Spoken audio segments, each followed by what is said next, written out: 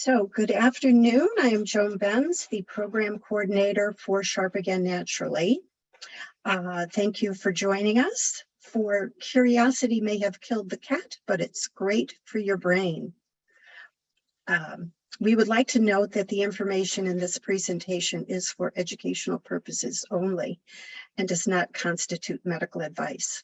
Our information is intended to empower individuals, their families, and healthcare professionals who want to collaborate in the most effective ways on this journey to health and well-being. Please see a licensed and qualified medical professional for your medical needs. If you have any questions, please type them in the chat box and we will answer them during the Q&A at the end of the presentation. Now I'd like to welcome and introduce our speakers. Lisa Feiner is a co-founder and board member of Sharp Again, as well as a national board certified health and wellness coach. Myra Oni is an integrative nutrition health coach, brain longevity specialist, and a Reiki master teacher. Thank you, Myra and Lisa, for joining us. Thank you so much, Joan. It's really great to be here and very excited to do this presentation with Myra on a topic that's, it's sort of with us and yet something we may not always pay attention to. So I'm going to tell us a little bit about Sharp Again Naturally for those who may not be familiar with the organization.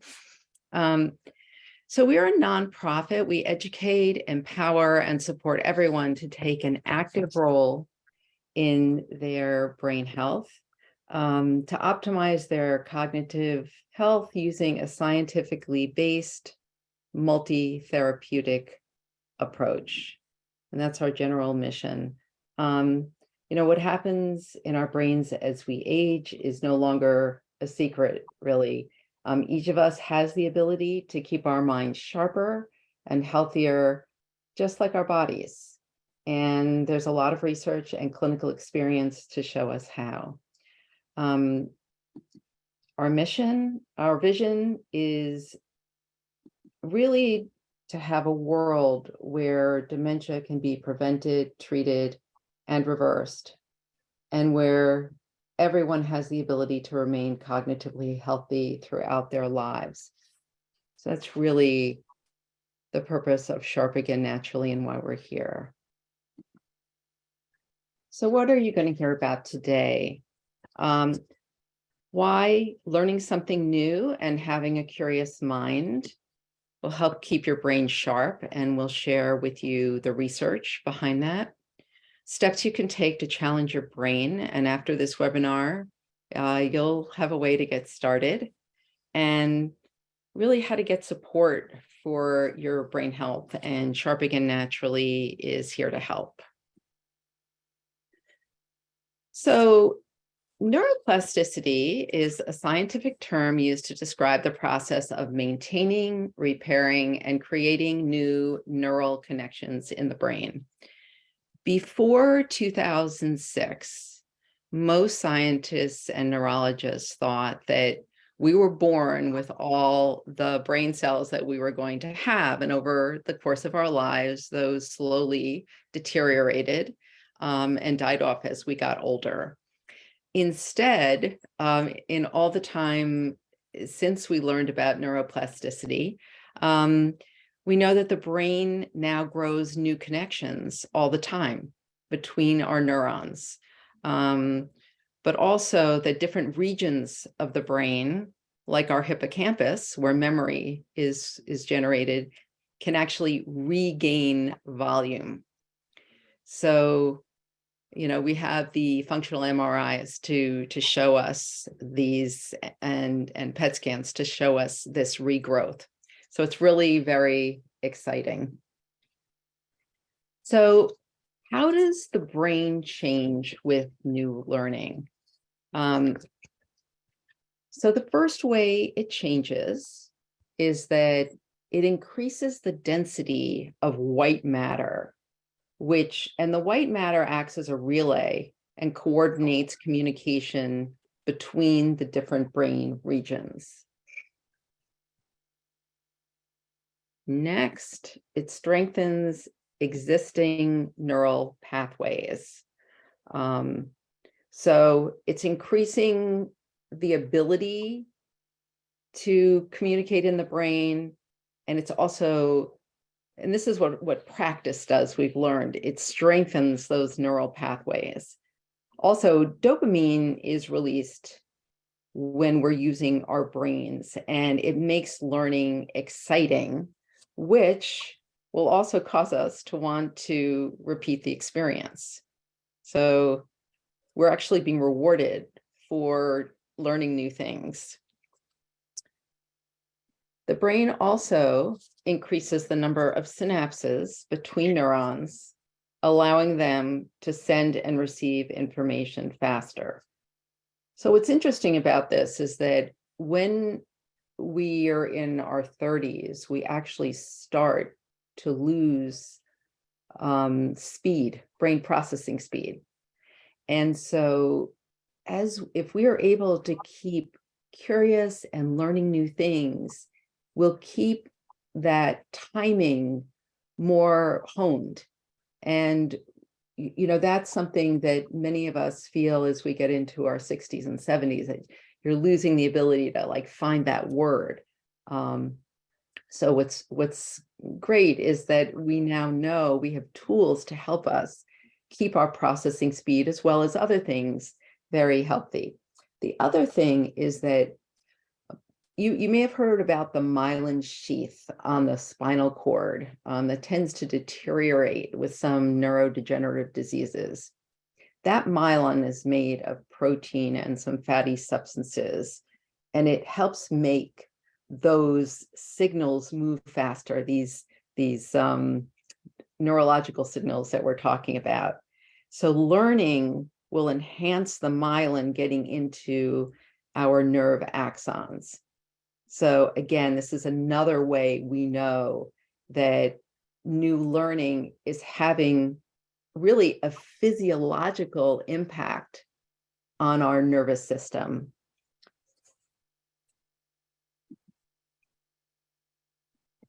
So we're not going to cover all the research, obviously, in such a short period of time, but I did want to give you a little bit of an idea of what we're seeing, what we've learned, and what we're continuing to learn.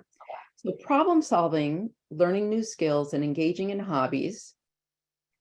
And there have been studies where people have been taught things on the computer, they've done crafts, writing, games, help protect against dementia. The one particular website, brainhq.com, is one where there's been a lot of research to show that their games really enhance working memory. And I think there are a couple of games in particular that were used in the research. I'm not recalling them right now, but if you go on that website, there is like a free sampling of the games, and then you can also join up. So cognitive reserve keeps your brain sharper longer. So what might you ask is cognitive reserve? So since that term was coined, I think it's changed a little bit. We've added to our understanding of cognitive reserve. It's the mind and brain's resistance to damage, or on the flip side, you could say it's our brain's resiliency. And some of the things that go into cognitive reserve are brain size, your neuronal count and your connections, your life experience, your years of education, and your occupation. Now, some of these things we can control and do something about, and some of them we can't. But in order to try to boost your cognitive reserve today, you can learn new things, which we're going to talk more about, educate yourself. Could be a class, it could be, we'll talk about what that could be, learning new instruments, whatever. Keeping the brain mentally stimulated, very important, kind of that curiosity mindset, which is really how we got the title for this presentation. And then the final piece is really healthy living. So it's not just your brain, it's, are you exercising, which helps your brain? Are you eating well? Are you getting enough sleep? All of those lifestyle factors really enhance your cognitive reserve as well. Skills that require engagement of working memory, long-term memory, and other high-level cognitive processes help preserve memory. I think, that's kind of obvious, but you do want to be looking at all three of those things. And the research sometimes focuses on one or the other, or many of them. We've talked about the Finnish geriatric study, which is called Fingers, and it's being replicated all over the world. And it does focus on some particular kinds of memory and cognitive functioning. And then you'll see other research focusing on others. Taking action wherever you are, however old you are, is key, but it's never too late. So if you really have felt fairly complacent in your learning lately and haven't really taken a new course or tried something new, now it is the time to start. And novelty, complexity, and practice are the key. And what we've learned through the research is that practice strengthens our neural connections and make us retrieve information that we've learned. So it's like laying down new track or kind of cutting a new pathway through a forest. It's hard at first, right? Because you're laying that new pathway down, but as you practice, it gets easier and easier, and also the retrieval then will become easier. And again, sleep in this particular area helps to reinforce these connections, as well as short breaks while you're learning.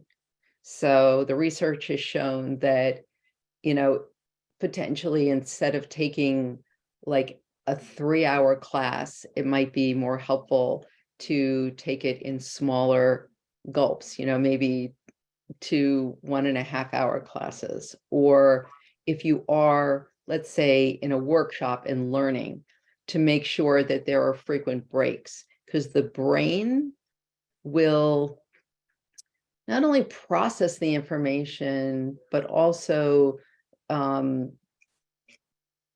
consolidate it when it has time to rest.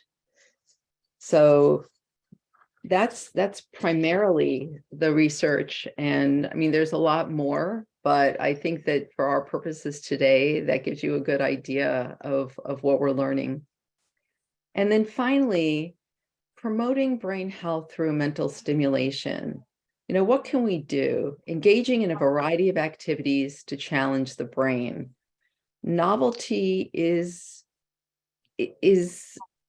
not only helpful, but fun, right? Novelty is really what keeps us wanting to learn new things and doing things that we enjoy. And change is inevitable. So if we can really embrace change, we're really doing ourselves a favor. Having a problem-solving mindset. Look, we all at times can, become negative or get down or feel discouraged about things, but believing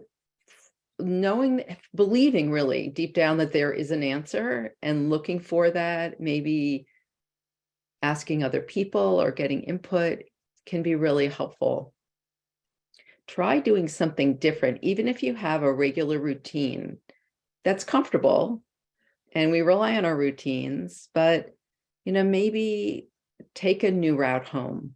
If there's a route you're used to driving all the time, or we talk about this one a lot, but try doing something with the opposite hand, brushing your teeth, or even writing sometimes, to just try to mix up, get the brain a little bit riled up. It's a good thing. Be mindful of negative thinking. That sort of goes along with having a problem-solving mindset, but really try not to stay in a negative mindset is helpful. And then this combining these activities that combine different body and brain function is really the thing that is most helpful when we're trying to keep our brains resilient. So dancing, not only for the physical aspect, learning new steps, social aspect of dancing with a partner, trying to, make sure you're coordinating, learning a new instrument. So it's usually finger positions, or you have to learn new chords, new song, new melodies, whatever it is, foreign language. Your brain is always going between the two, translating the language you're born with, and then the new language and the pronunciation and that sort of thing. So even photography, you see the photo there. Anything that is really going to get you thinking in a new way and challenging things that you may already know. Okay, so with that, hopefully basis of information, we're going to pass it along to Myra. Hey, Lisa, thank you so much for all of that terrific information, because I think it's really important to understand the physical, the physiological aspects of why learning makes a difference. Because then you kind of understand, you've got a good background of when you learn something, what's actually happening in your brain. And yes, it really does help. So now that you've heard why learning new things is important for brain health, and you've heard about the cellular changes that happen in your brain when those new connections are made, and how that helps sharpen your memory and keep it sharp, you might be wondering what all this has to do with curiosity. Well, it's because new learning begins with being curious. Now, just think about it for a minute. You signed up for this webinar because you heard about it and you were curious, right? Your curiosity led you to take action, to sign up, to show up, and hopefully learn something new. Now, you might not have thought about it that way, but in reality, just by being here today, you started to create a new neural pathways in your brain. Okay, Lisa. So how can you apply that in a way that's long-term and then keep you engaged and learning for the rest of your life? Well, it all starts with you, really, and what you're most interested in. Now, Lisa has talked about how learning a new language and playing a musical instrument are good ways to stay sharp. But if you've really got no interest in doing either of these things, there's no reason why you should tackle them. In just a moment, we're going to do a little exercise to help you get thinking and maybe get curious about something new that you might like to do or learn. Something that's meaningful to you and maybe even excites you. Then you're going to learn how to put what you've discovered into action. Now, you might already have something that you love to do that keeps you active and learning and growing, and if so, that's really great. During this exercise, you might actually find something new or discover a way to explore new facets that of something that you're already doing and learning. So one of the best places to discover something new is to take a look at something old, to go back in time to when you were a child and remember what it is you love to do, how you played, what you enjoyed studying in school, or maybe that, something that got put on the back burner as those teenage years kicked in and then you became an adult and responsibilities started creeping up on you. You might have kind of lost some of that wonder and curiosity from your childhood. So what we're going to do right now is we're going to do just a little bit of time traveling. And to do that, we're going to do that by doing a short meditation. Oh. So what I'd like you to do is just take a few moments. I'd like you to just sit comfortably in your chair and close your eyes. And we're going to do a little bit of getting rid of the busy brain.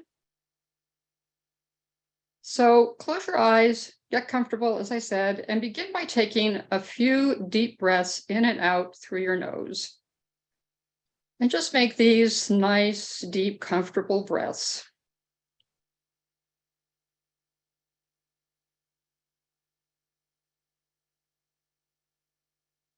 Now, on your next exhale, I'd like you to imagine that you're exhaling all the way down to your navel.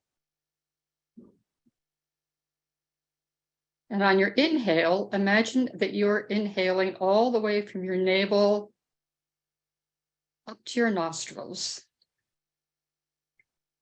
And just take 3 nice deep breaths, exhaling from your nostrils to your navel, and your navel to your nostrils.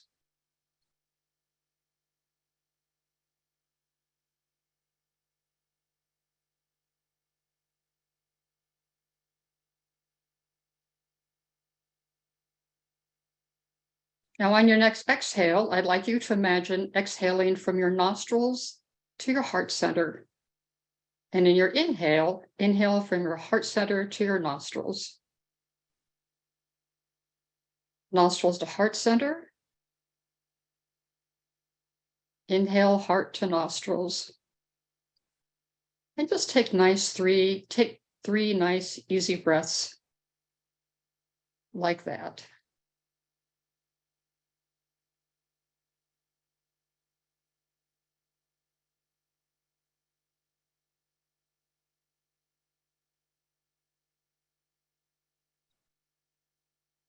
Now, on your next inhale, we'll go ahead and inhale to your nostrils and exhale up to the center of the forehead. And on the inhale, imagine you're inhaling from the center of your forehead to your nostrils,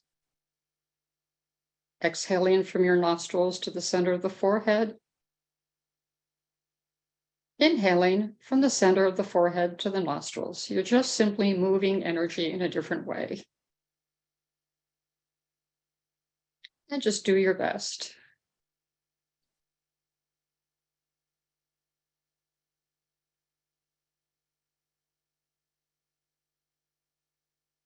And on your next inhale, when you go to the center of your forehead, just keep your attention right there. Go ahead and breathe, but keep your attention right in the center of your forehead.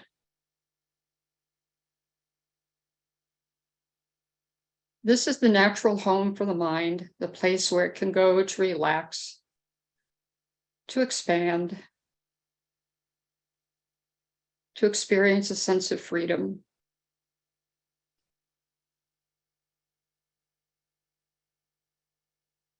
Now imagine yourself as a child of about 6 or 7 years old. You might even imagine yourself as you looked then. Maybe wearing a favorite piece of clothing or carrying a favorite toy.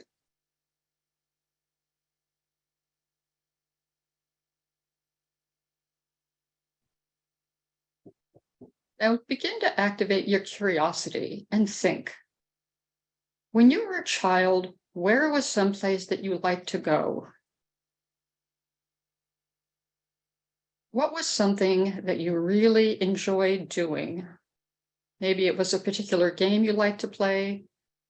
Maybe something you liked to learn about or enjoyed doing in school. Even something that you were particularly good at. Or even some special event that you went to that is coming to mind. Or maybe it wasn't even a specific activity, but in general, you enjoyed something like being around plants or animals or going to sporting events. Don't think about it too much. Just get curious about yourself.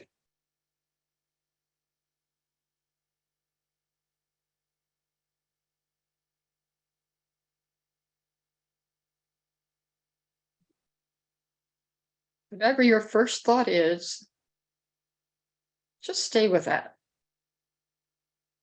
Get curious about it, ask questions.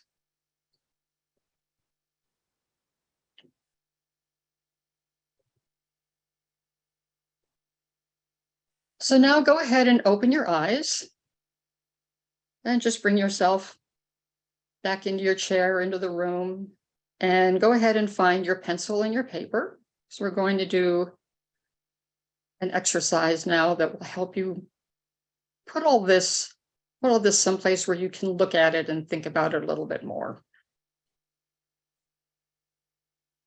So as you go through this next part, think about something. If nothing came to you during this meditation, that's totally fine. Okay, in this next part, either use what came to you or just think about something that you enjoy doing now, because that's an opportunity as well. Okay, so the first thing I'd like you to write down on your piece of paper is what's something that you remember that you enjoyed during your childhood, or something that you do now that you might want to learn more about or pursue a little bit more deeply. So I'm just going to give you a really quick example here of what came to me when I was doing this myself, was that as a child, I really loved listening to music and dancing around my bedroom. It's just something I love to do.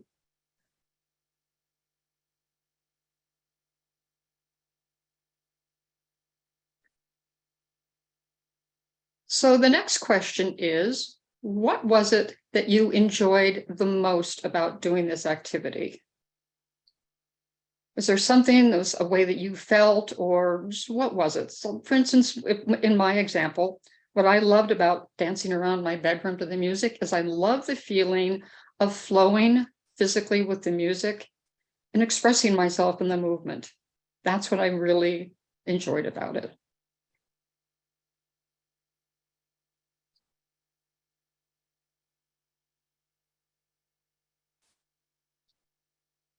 So the next question is, have you pursued this interest as an adult?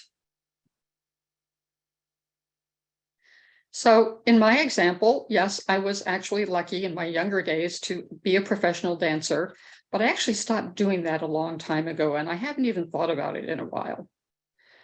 So is this something that you're writing about? Is it something you have pursued in some way in your adult life?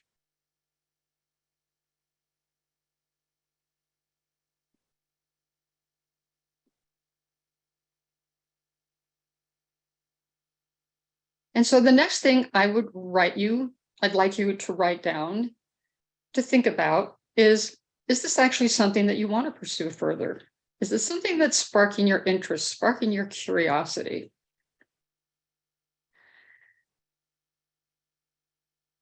So in my example, a few years ago, I was invited to an event at a ballroom dancing school. And when I got there, I had the opportunity to dance with the school's director. And what I discovered when I did that was that I still really love to dance. I love getting into the flow of it. I love the music. I love the physicality of it. What that means to me now is not that I'm going to go back to being a professional dancer, but maybe I'd like to investigate ballroom dancing classes.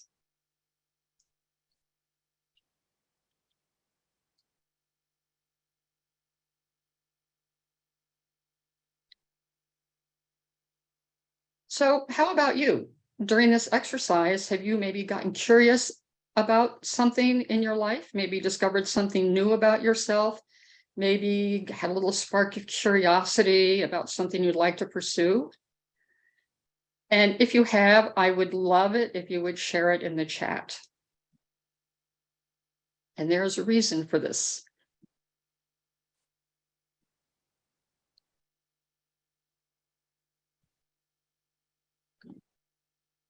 So let's go on to the next part of this, which is once you get a little spark of curiosity going, what does that mean? How are you actually going to put that into place? How are you going to pursue that? So how do you get started?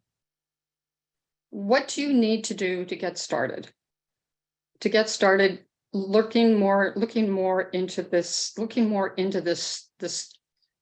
Be more curious, finding out more about what you might actually be able to do. Do you need to do some research online?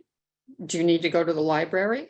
Do you need to reach out to a person or a group that can give you some guidance on your next steps? So in my example, well, probably the first thing I would do would be to go online and find out where I could take ballroom dancing classes. Just number one.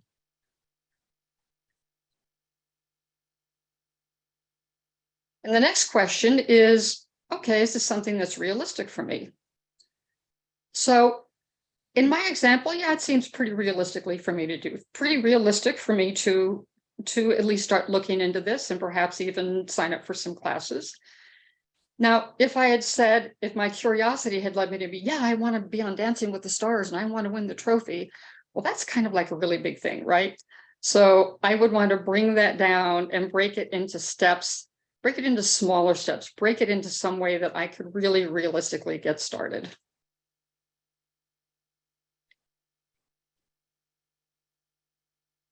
So then the next question is, what resources do I need and where can I find them? Now, you might actually, you might be able to answer this right now, but you might need to do a little bit of research first, because there might be questions about how much it might cost, the location of classes, transportation. So there might be some things that you would want to think about. And as you get more curious, as you get more stimulated and interested in learning this, yeah, you might find that there are some obstacles, but that there are ways to overcome them. For instance, I might find out that the best ballroom dancing school in the country is in New York City. Well, right now, it's not realistic for me to be going into the city for classes, but I'll bet I can start something locally.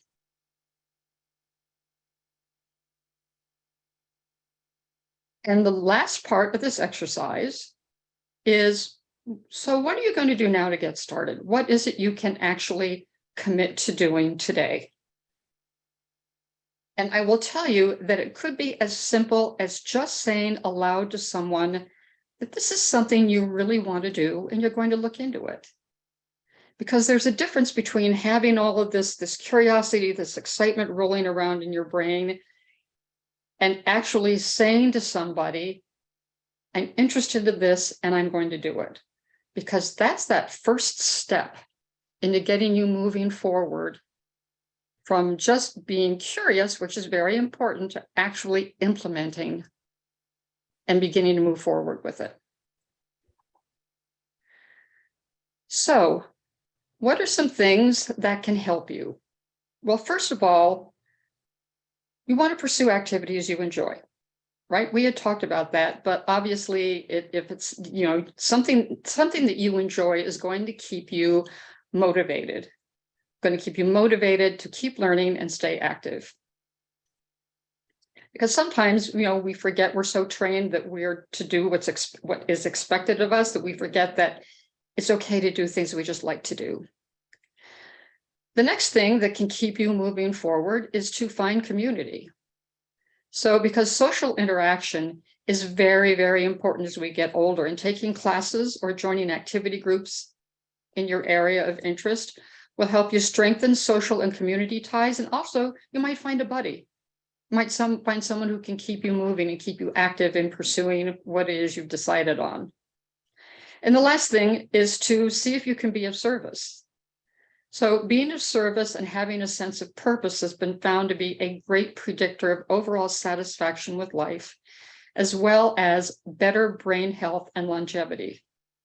So whatever active activity it is you choose to pursue, see if there's a way that you can also combine being of service. Okay, so I hope that you found this exercise interesting, that it got your curiosity piqued. And once again, if you have any feedback, anything you'd like to share, we'd sure love to hear about it in the chat. And Lisa, if we could go to the next slide. These are just some resources for getting started. And I'm not going to go through all of these resources. Joan will send them to you when she sends you the link to the webinar. But these are some pretty widely available things. Obviously, good places to start are local libraries, park and rec departments, Most recreation departments have senior activities available. And senior centers that you can go to, and they offer classes. A lot of universities offer extension classes. So there are lots and lots and lots of resources out there to get started once you get your curiosity sparked and going. Okay, and yes, important. So as we said, one of the things that was really great about you being curious is signing up for this webinar is that obviously one of the things you're really curious about is your brain health. And one of the ways that you can pursue that curiosity, that learning, that making a difference to you is by considering joining one of our small group programs. Now, we currently have registrations open for the groups beginning in April and in May. One's on Fridays at noon, one's on Tuesdays at noon. These groups are limited to 6 people, and which is with 6 people and a professional health coach. And these are terrific groups. I've coached in several of them, and it's really amazing how much you learn from them. But more than that, the peer support and the conversation that happens, I have really been ranked as possibly one of the most important things about being a part of this. So, please consider joining one of these groups. And I think Joan will be sending out the information for doing that. It says on here, we identify and begin to modify lifestyle factors that might be impacting your brain health. You get to learn from one another's experiences, and you get to acquire the tools needed to strengthen your cognition, because what we do, a big thing about this is it's a short program. It's only 6 weeks, and we meet once a week. So there's a lot of information to absorb. And the big thing that we do is we help you learn how to make lifestyle changes. And then beyond that, how to keep that going in your life. So it's not like a one and done, 6 weeks done, boom, you're done. We actually give you the tools to keep learning and keep moving forward. Important thing to note is that this program only costs $79, and there is actually a $450 program value. So it is a tremendous value. I think next we have a little slide about, some testimonials. We get lots and lots of testimonials from people who've been in the program. It's really refreshing that Sharp again is working on the cutting edge and exposing people to tools we now know can be useful for fighting dementia. My favorite part of the program was it focused on 4 topics. Important, we do focus on 4 topics: nutrition, sleep, exercise, and stress. Why do we focus on these topics? Because these are 4 lifestyle factors that you can actually do something about today. Okay, you don't have to go to a doctor, you don't have to get tested. Just with your learning and knowledge and knowing how to make lifestyle changes, you can start making changes that really make a difference to you. Program was a wonderful value. Would highly recommend it. Thank you. Thank you, JB. And for me, as I said, the most value participating in the group. Everybody had enlisted to make themselves better. And I like that there's a good group energy. So yes, the group is extremely, extremely important. That group energy and that support is something we thrive on. Okay. And so, Joan, you want to talk about some of the other things that are coming up? Sure. We have 2 more, and we'll have 3 more webinars during our winter spring webinar series. The next one is a Q&A with Debbie Dralick, who is a licensed an LMSW, licensed master's social work, and that's on Wednesday, March 22nd. We will have a series of Q&A that relate to managing the transitions in aging, what to look for when you feel that you or a loved one might be starting to notice some cognitive decline, and where to find resources, those sorts of things. And then on April 19th, Dr. Penelope McDonald will join us again for Better Food Equals Better Detox. So those foods that do the work of detoxing the body and the brain. So And we'll have additional webinars throughout the year. Our ongoing Awaken and Energize is every morning, every Wednesday morning at 8:30 until 8:50, and that we have those scheduled through March 29th. Vibhu Nagral is leading the February ones, and then in March, Myra will be facilitating those groups. So I will include the links to all of this information in the email that I send out tomorrow with the recording link. So I think that wraps it up. Great. Great. Thank you. We've got some really, we've got some lovely comments in the chat and some questions. And let's see here. Let's see. All right. So yeah, learning something new every day, Joanne, that's a great idea, and that sort of plays into awareness, right? The more aware we are, the more present we are, the more we realize how much we're learning every day. And of course, making an attempt to learn every day is a wonderful thing too.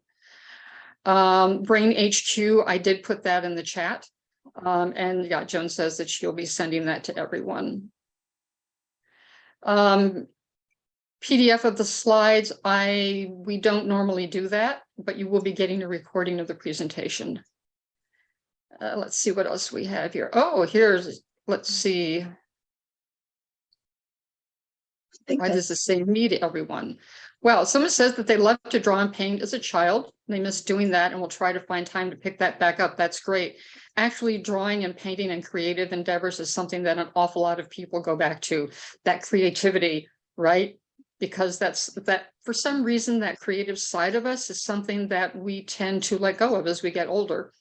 It tends to kind of get put in the background because it's not important, especially if if you can't make money as an artist or a writer. Well, sometimes as an adult, that doesn't, that kind of gets put in the background. I think people also get busy, and toward the end of life, we have more leisure time, and we're able to pursue some of these things that were exciting to us when we were younger. Yeah, and I love this that Marilyn said. When she was younger, she loved to lay in the grass looking at the stars. I always wanted to know more about constellations and astronomy. Ooh, I love this. Took astronomy class in college. It was very scientific and I learned a lot, but not what I really wanted to learn. I never pursued it anymore, but I still love looking at the stars as time to learn more. Oh my gosh, yes. What a wonderful pursuit that would be. I love planetariums. There are apps that follow the night sky, and you can look at it from different time zones. You can see what that planet is you see right up there in the sky next to the moon. So that's might be something to explore as well. Yeah, that's great, Joan. Thank you. And we have someone said that, from their last meeting, they decided to learn how to play the piano. That's a very good activity that they truly enjoy so far. Lisa, wow, learning to play the piano, that's wonderful. That's great. That's something that my parents did, actually, that they really enjoyed.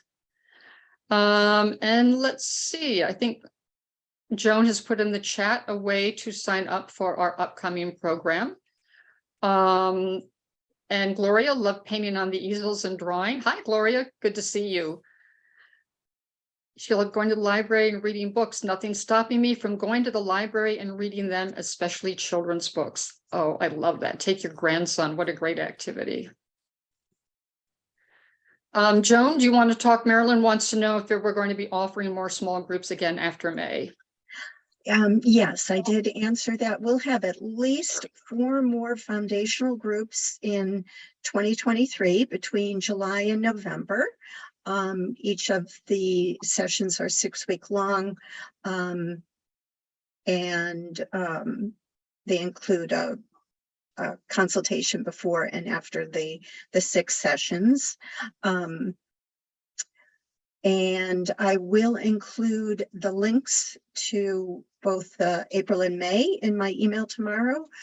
You can also go to our website, sharpagain.org, and select there's I can't picture the menu right now off the top of my head, but there is a program schedule on the website, and I'll include that link. Gloria also asked if there is an advanced coaching program starting soon. And we have just made plans to change up our advanced coaching program. It will include monthly group meeting and an option to have a private laser coaching session with a coach. And that advanced program will be open to participants who have taken our foundational program or our Eating for Body and Brain program, and we'll be getting information out about that fairly soon. We hope to start the program in April, so we'll look for more information for us on that. Thank you, Joan. And I just wanted to, I'm looking at this last comment here about from Susan. And Susan says, I recycle glass bottles, paint them, and give them to people to encourage them to consider plastic pollution and privatization of water. And I think this is really so interesting because it combines so many things here. It combines recycling and an artistic bent and service, right? Mm-hmm. So that's a really, really terrific example of how you might be able to take something and put it together, like Gloria's example of going to the library and to the children's book room and reading to her grandson. I mean, things can be small, probably will be small, but you're always part of a bigger whole. So I don't know. Thank you for being here. It was really, really wonderful to get to talk about this topic. Yeah. I got lots of new ideas myself. Yeah. Okay. I think I'm going to, I've always wanted to play the guitar. I may just take that up after this webinar. That's great. Yeah, I got to start looking for those ballroom dancing classes. Well, I know how to use all those art supplies I've been hoarding over the years. Put them to good use. Well, thank you all. And we look forward to seeing you at our next webinar in our foundational groups. I'd also like to invite people who are on the call, if there is a topic that you really want to hear about, that we have a lot of resources at our disposal in terms of doctors and coaches who specialize in particular areas. So if there's a topic related to brain health that you want to hear more about, please feel free to reach out to us.